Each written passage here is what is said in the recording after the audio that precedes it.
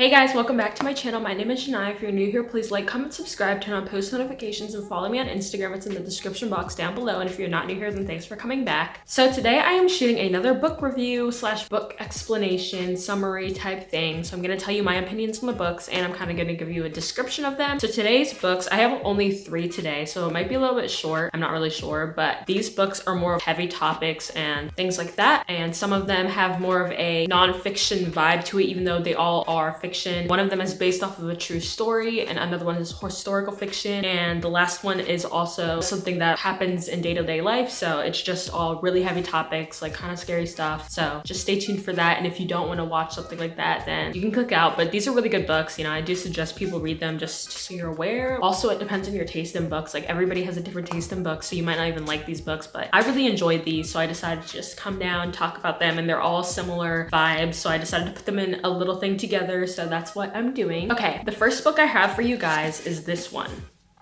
This book is by Angie Thomas, and let me tell you, it is so crazy, which I literally say in every single one of my videos. The reason why I chose this book is because obviously, you know, everything in the media has been so crazy, and I felt like it was kind of fitting for what's going on right now in the world, and just to see another adaptation of that. And it's also made into a movie, so it's a movie and a book. The movie is obviously based off of the book. So this is a young adult fiction novel, and it's about a girl named Star Carter who goes to an all-white prep school, but then lives in a poor, mostly Black community. And it follows her story after she witnesses her best friend, like from childhood, die at the hands of a police officer. She was in the car with him when it happened. He was reaching for, I believe, his wallet. It was one of those situations. So it basically follows her right after what happened, and it follows her life and her trying to figure out how to speak up and speak against gun violence. And you know, it was very complicated because she was hearing the words from her family and her community, but then she was also a part of this totally different community, and she was just trying to find her place and figure out what she believed was the right thing to do. And it honestly reminds me of like a coming of age story also, because she was really finding herself and finding what she believed in and what she thought was right. She stopped letting them sway her decisions, and she made the choice that she felt was right, and she really came into her own person and her own character. And I think that was really important for this story, and she did an excellent job at that. So I believe that people should really go out and read this because it is very similar to what people are experiencing. You guys have seen the news, you've seen the headlines, you've seen things like this, and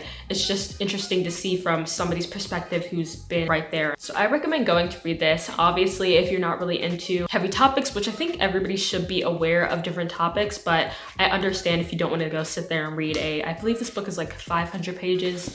Let me check.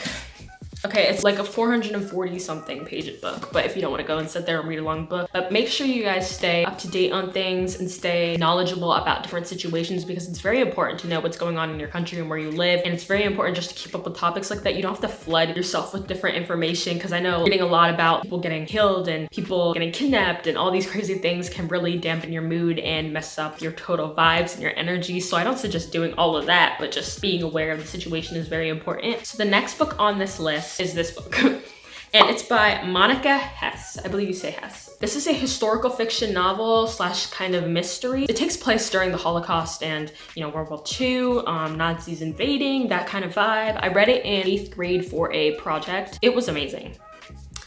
It was such a good book and really, really, really crazy. I always say that, but I don't even know how to describe certain things, because honestly, let me just tell you right now, my opinion on everything is kind of good.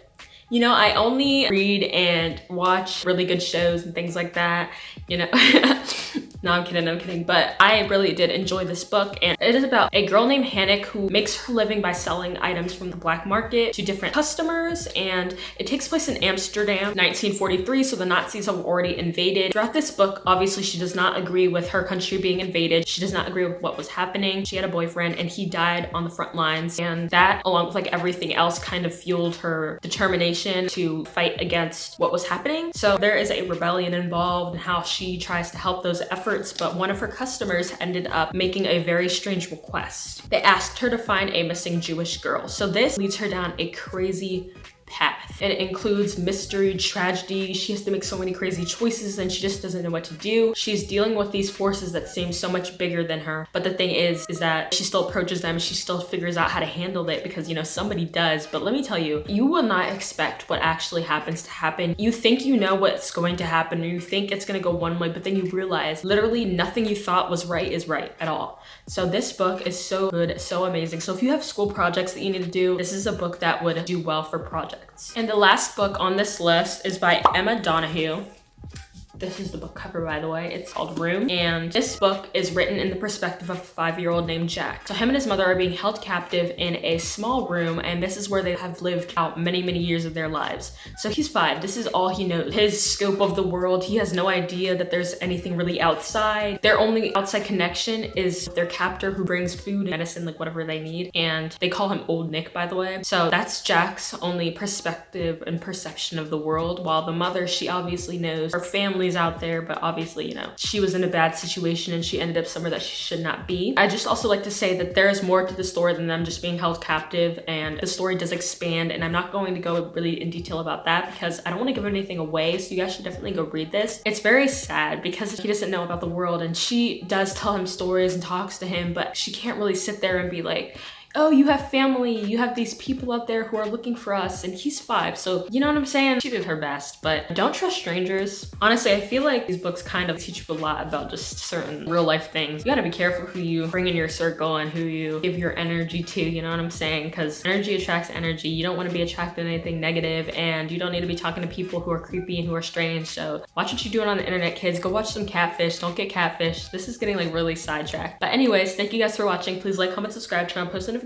or follow me on Instagram. It's in the description box down below. Thank you guys for watching.